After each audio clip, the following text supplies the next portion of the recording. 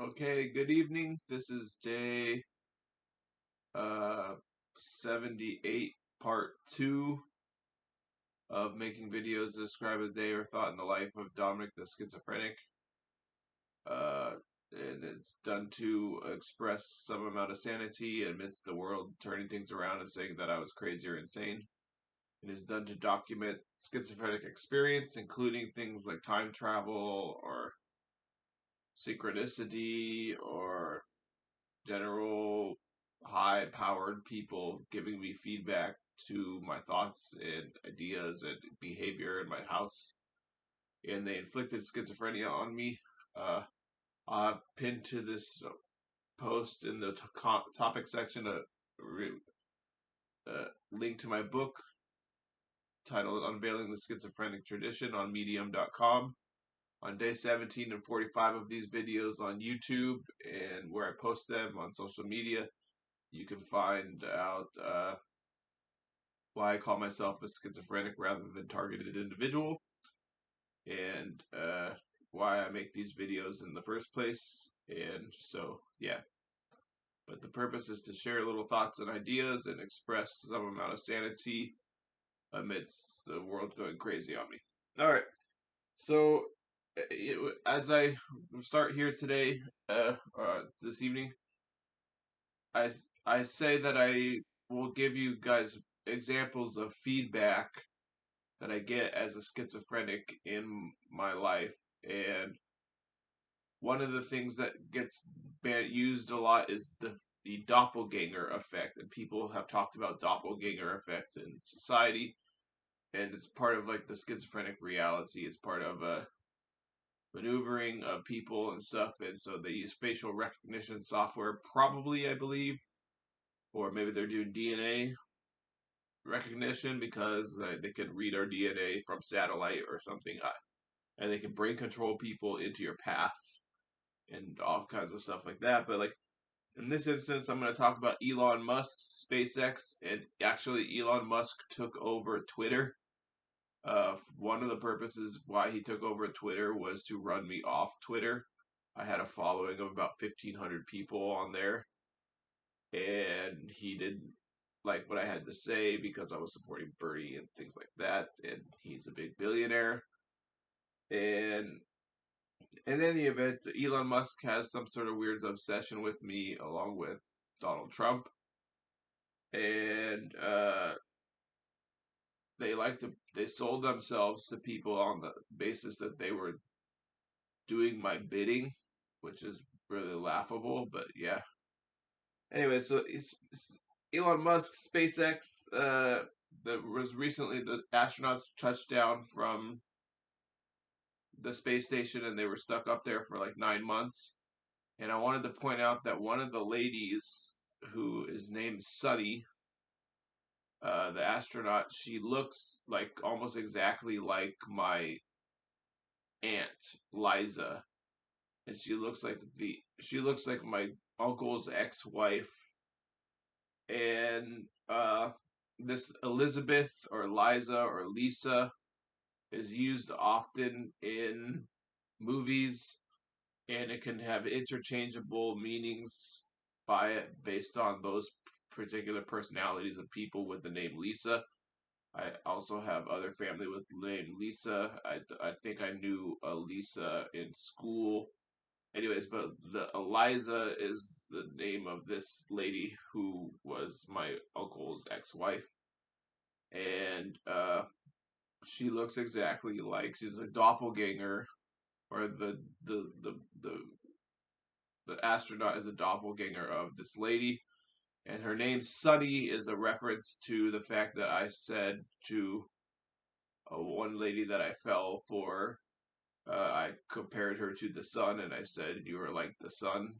And I'm not trying to talk about it right now or anything like that, but it's just like I'm just trying to explain the doppelganger and the media feedback and the way it enters into the media, like movies, commercials, TV shows, news anchors, politicians, because Elizabeth Warren represents another lady.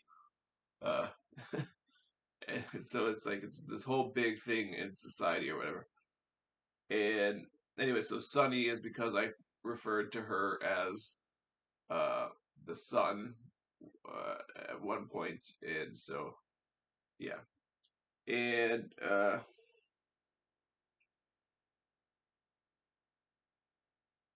the Dragon Capsule is a reference to a second lady that I fell for at another time, and this lady I gave a cup as a gift on her birthday, and it was of a dragon because I was saw her as like a dragon like creature, or not creature, but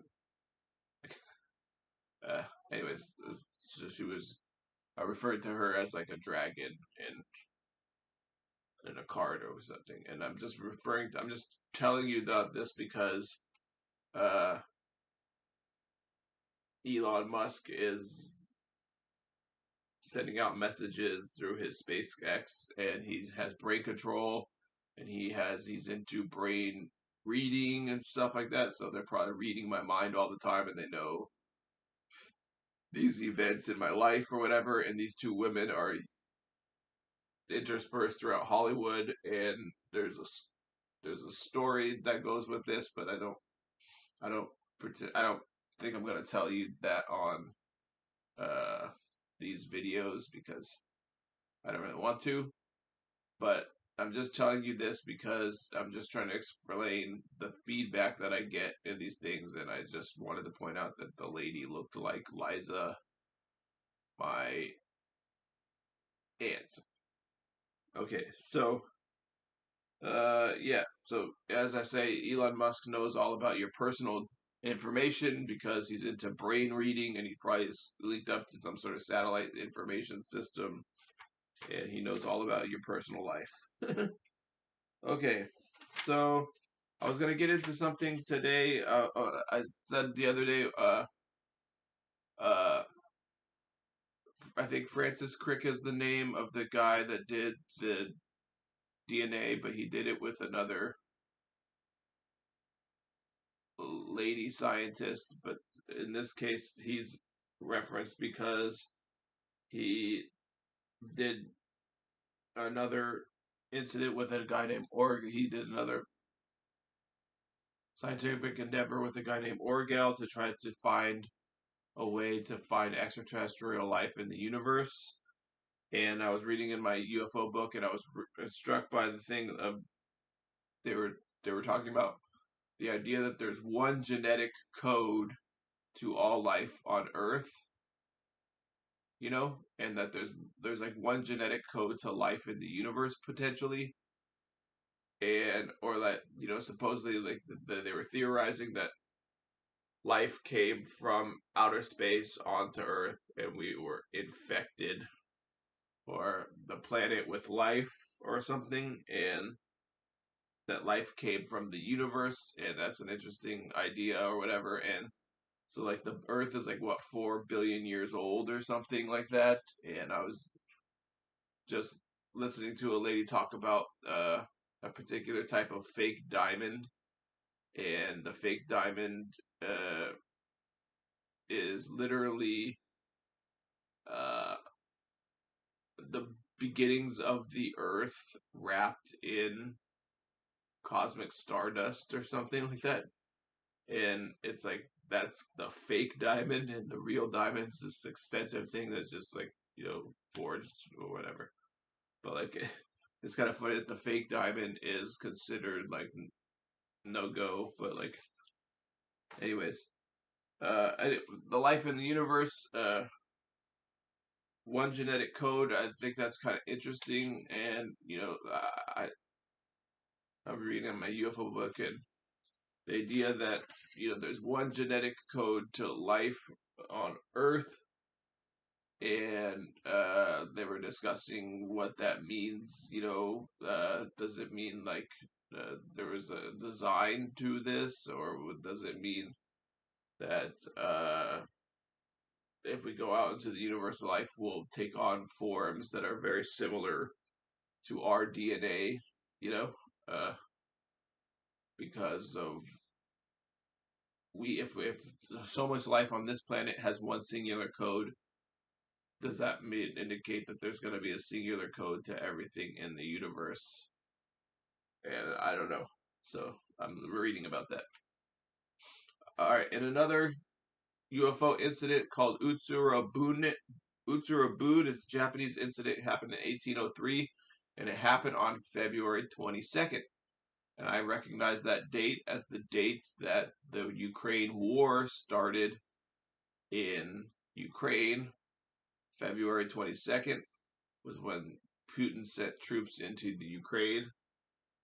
And obviously, the war, there's all kinds of knowledge that the war started before then with the bombings of cities and stuff like that. But like the troops were sent into the Ukraine on February 22nd. I can remember being in my living room and seeing it happen and being like, what the hell is going on? And, uh, so I theorize that that is like a potential like slush fund for UFO breakaway civilization. And it's very interesting that it happens on February 22nd, which is the day of Utsuro Bune, a Japanese UFO incident. And then this Japanese UFO incident, there was this 5 foot tall, redheaded lady with like white extensions, like or white or blonde. I guess they said white hair, but extensions at the end. And there's a whole there's a whole myth, there's a whole sequence of stories told in Japanese literature throughout the 19th century about this incident and how this person came down on like a UFO or a hollow ship or whatever. So I was starting to think like hollow, maybe that's a reference to the Ukraine war or to wars in general. They're hollow. Like there's nothing to them when you get past the surface or whatever. And if you get into it, you see like it's like it's an empty thing that's like maybe that's a metaphor for like we're empty or whatever. Like these people are hollow or something. I don't. I started to think of that, and so yeah.